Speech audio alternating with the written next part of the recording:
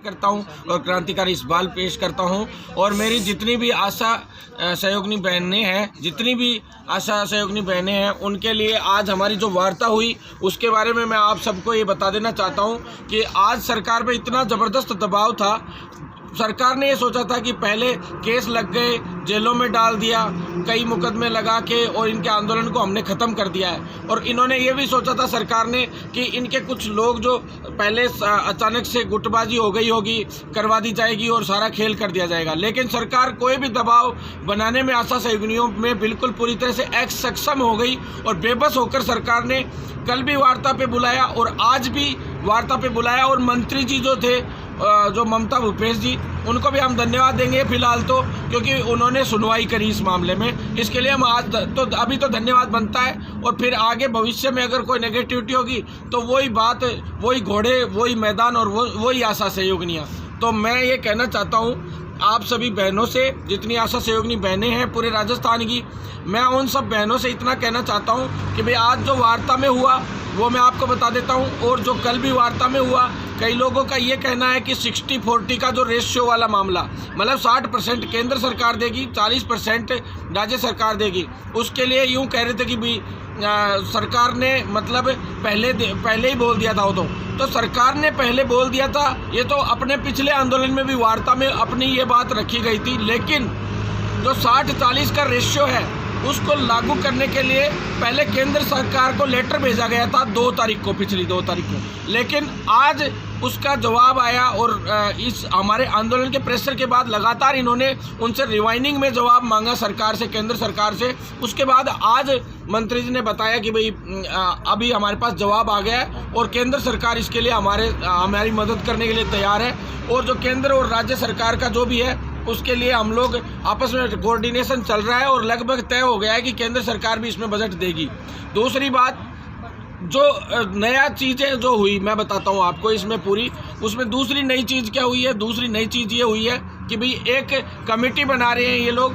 आगे से आप लोग जैसे आंदोलन करते हो तो जितनी भी आशा सहयोगिनी बहनें हैं वो बार बार जब पुराना काफ़ी समय तक आंदोलन चलना, तो उस चीज़ को हमने ये कहा कि बार बार हमें हर चीज़, हर मांग को उठाने के लिए आंदोलन ही क्यों करना पड़ता है, हमारा समाधान ऐसे क्यों नहीं होता।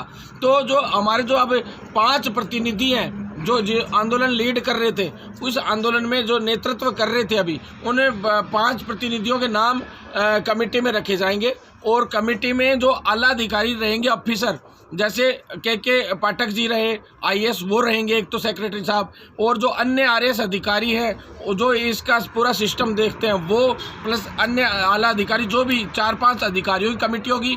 और 1 आध मेडिकल के भी अधिकारी होंगे उसमें। और जो मंत्री जी है, हर 2 महीने में कमेटी की बैठक होगी, जो मंत्री जी है खुद वो उस कमेटी में रहेगी। और जब आशा सहयोगिनी का जो मामला अधिकारी लेवल पे निपटेगा, उस मामले को तो अधिकारी लेवल पे निपटा दिया जाएगा। और जो उस पे नहीं निपटता है उसके बाद मंत्री लेवल पे मंत्री जी को बुला के उस बैठक में उसमें निस्तारण किया जाएगा समस्याओं का। तो उसमें कमेटी में जैसे कोई भी समस्या हो, जैसे अब मानदेय की समस्या चल रही है तो वो समस्या है, उसका भी समाधान किया जाएगा।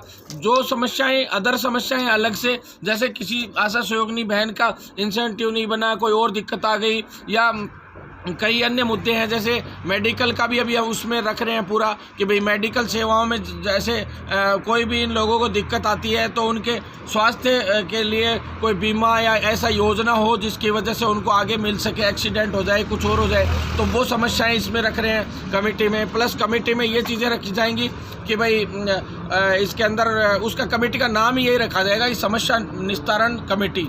उसके अंदर सारे अधिकारी और जो आपके प्रतिनिधि रहेंगे और वो समस्या बता देंगे कि भाई ये समस्या है हमारी स्वास्थ्य कार्यकर्ताओं की, तो वो बता दी जाएगी। जैसे अभी तीसरी चीज़ ये रही कि भाई जो आशा सहयोगिनी बहनें जो अभी कार्य बहिष्कार कर रही थी और उनको हटा दिया गया था या वो हट गई थी, तो उन बहनों को वापस से ज्वाइन करवाने की बात है। तो उस पर सहमति बन गई है हमारी कि भाई जो बहनें हैं उनको ज्वाइन करवाया जाएगा। उसके लिए एप्लीकेशन लगानी पड़ेगी, हर एक बहन को अपनी अपनी एप्लीकेशन लगानी पड़ेगी, और जो बहन एप्लीकेशन लगाएगी उसको ज्वाइन करवा लेंगे ये लोग।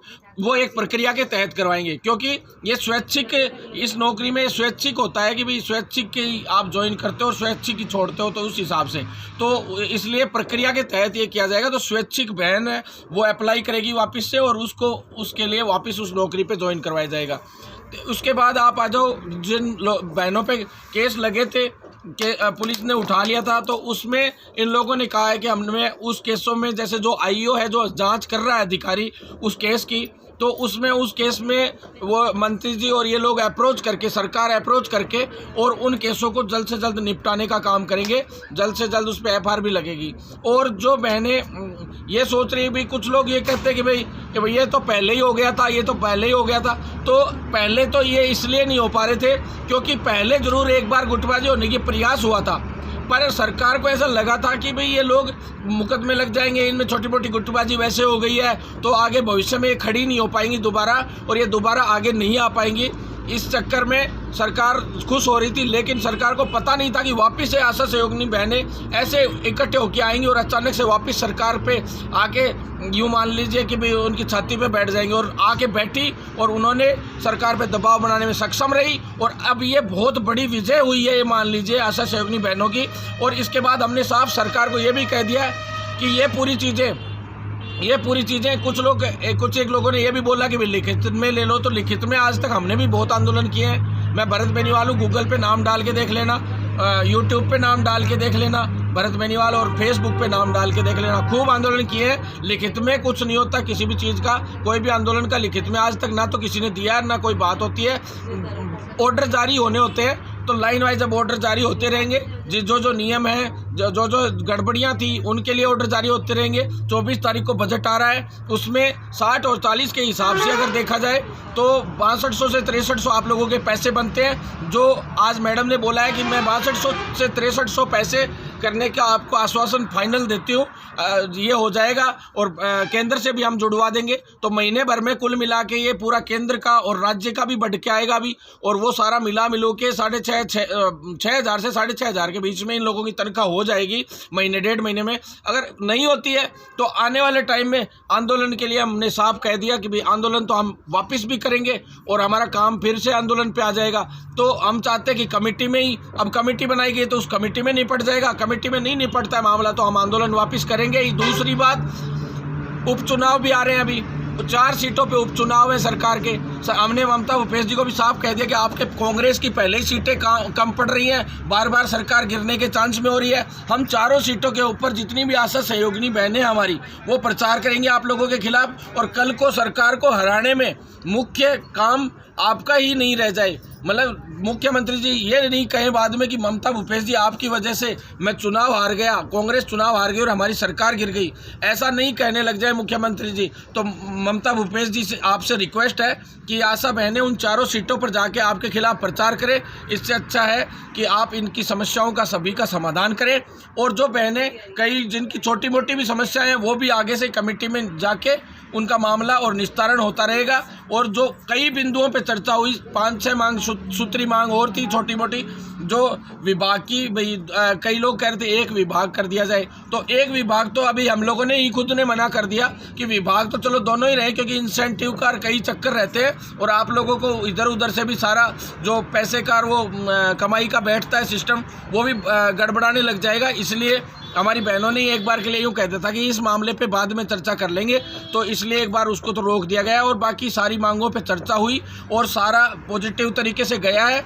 और जो अगर कुछ लोग पहले नहीं छोड़ के जाते तो शायद ये माहौल उसी टाइम पॉजिटिव हो जाता और उसी टाइम जीत हो जाती, लेकिन ये थोड़ा सा लंबा खींचा, और इसको खींचने के बाद पहली बार मंत्री इस तरह की, हम लोग भी बहुत आंदोलन करते हैं, मंत्री हमारे सामने ही बैठते, लेकिन इस तरह से मंत्री कभी नहीं डरे रहते जिस तरह से अभी डरी हुई थी मंत्री जी। और मंत्री जी तो सभी आशा बहनों को साफ कहने लग गई कि तुम तो मेरी बहनें हो। पहली बार मंत्री जी ये कहने लग गई कि तुम तो मेरी बहनें हो, मेरे क्यों पीछे पड़े हो, मैं कर दूंगी तुम्हारा साफ। तो बहनों, आप लोगों की ताकत है ये, जो आज एक मंत्री आप लोगों को ज़्यादा इज्जत दे रही है। मुझे तो ऐसे लग रहा था वार्ता में कि आप लोगों के नेता हैं वो तो मंत्री हैं, और मंत्री जी की जगह यूँ लग रहा था कि वो आप लोगों से मुआवजा मांगने आई है। तो इस प्रकार की फीलिंग हम लोगों को आई, और आप लोग ऐसे ही एकजुट रहोगी, मजबूत रहोगी, और आपके नेताओं की जैसे कौशल्या ढाका जी, संतोष यादव जी, ये जो जितने भी लीडर्स हैं उनका साथ दोगी तो आप लोग इसी तरह से मजबूती से आगे बढ़ोगी। और हम लोग भी हर तरीके से, मैं आपका भाई भरत बेनीवाल भी हमेशा आपका साथ दूंगा। ना मैं किसी पार्टी से जुड़ा हुआ हूँ, ना किसी और चीज़ से जुड़ा हुआ हूँ। जहाँ बोलोगे हम लोग हर तरीके से आप लोगों के लिए साफ दिल से तैयार रहेंगे। और हमने कहीं भी राजनीति नहीं होने दी, ना किसी पार्टी के व्यक्ति को स्टेज पे आने दिया।